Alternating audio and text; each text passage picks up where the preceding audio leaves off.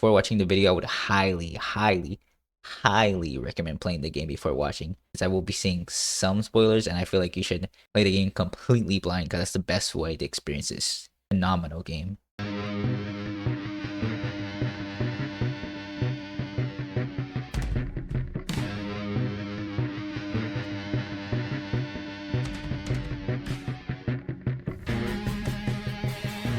Fear and Hunger 2 Termina is just amazing. Just an amazing game. It had me hooked right from the start, because I saw that you could play as 8 characters compared to the last 4 characters you could play in the last game, and I just think that's insane, since they all have their separate own little stories. There's just a bunch of content in the game, so much more content than the previous game. But let me explain the premise first.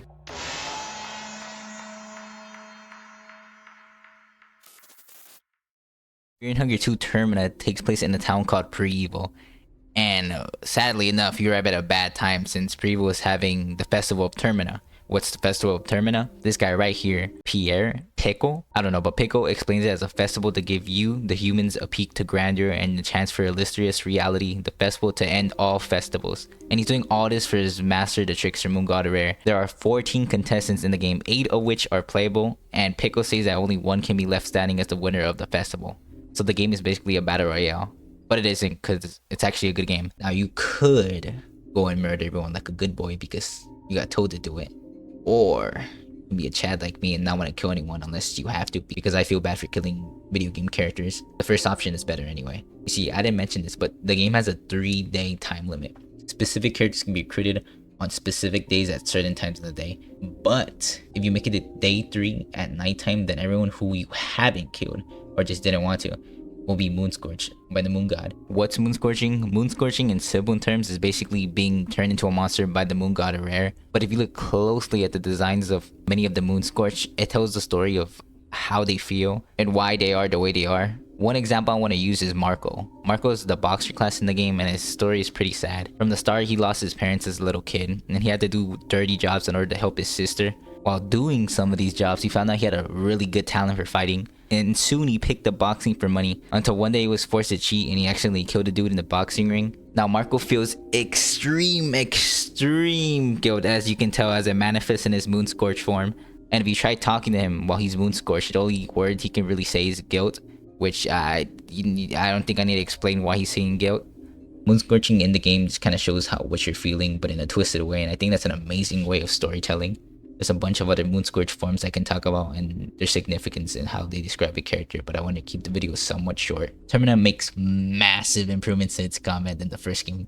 Don't get me wrong, I love the first game, but Termina adds somewhat of a reason to want to fight. The general idea is the same as the first, where each enemy has a limb, which each have their own health bar and can do attacks separately. A good rule of thumb is to take out the arm that has the blade, because it would chop off one of your own arms, and thankfully you can restore limbs in this game, unlike the first one where if you lose both arms, you're basically fucked, but you still don't want to lose a limb in this game because the process to restore it is kind of limited. But a new thing added to this game are called rev points, which are points that could change the outcome of a fight. 1 rev point does extra damage, 2 rev points does more damage, and 3 rev points lets you attack a person twice with a physical weapon. Magic spells don't count. You get rev points by performing any actions like guarding or just regular attacking without the use of a rev point, and even using items. It's such a simple mechanic, but it changed a lot for me and made fights really enjoyable and lets you turn the tide on some enemies, unlike the first game where you kind of just fight and pray. Here it's more fighting and a little less praying. Skill tree. The motherfucking skill tree is huge compared to the last game. Miro, you beautiful human being, you have outdone yourself with the skill tree. With the skill tree, you get way more build variety. And you know how I said there's 14 contestants? Well, the soul types make a return in this game. So if you kill one of the contestants, you get their soul type, which allows you access to their skills. You get these skills with soul stones, which in this game you get by beheading enemies and talking to the tainted one in one of these circles. Note that you get shards and you need 3 to make 1 whole soul stone. That's what I meant when I said you want to fight enemies more in this game for their heads. Gives a lot of replay value in the game and what characters you're gonna choose from the start, as some will be more overpowered than others. I've only played the game like twice and I still want to play more to find out what each skill does. And it's beautiful. I love a game with replay value. Thank you, Miro, my glorious king. And also there's gods that you can appeal to in the game with the use of ritual circles. You need to have a skin bible of that said god and then write it on a circle. to raise your affinity with that certain god, which unlocks special spells and moves. An added bonus is that these carvings actually have special effects depending on which circle you rank them on. I would go more into it, but I think it's better you find out for yourself by playing the game. I had a lot of fun trying to figure out what each circle does in which specific circle. I'm gonna put it simple. The lore gives me a raging hard on. The lore in Fear and Hunger Termina is so good. It's so fucking good. You know how I was talking about the moon gone rare? Well, there's multiple other gods in the game, but Rare is the main one in Termina. And in spoiler alert, we learn by the end of the game that Rare actually left, and that what's up in the sky are actually just traces of him, and that Pico is the one who's using the power to continue the Festival of Termina. I would want to go into detail, want this video to be longer. But yeah, Fear and Hunger Termina is phenomenal. I want to mention one last thing about the game, and that's that it's getting an update pretty soon, I'm pretty sure.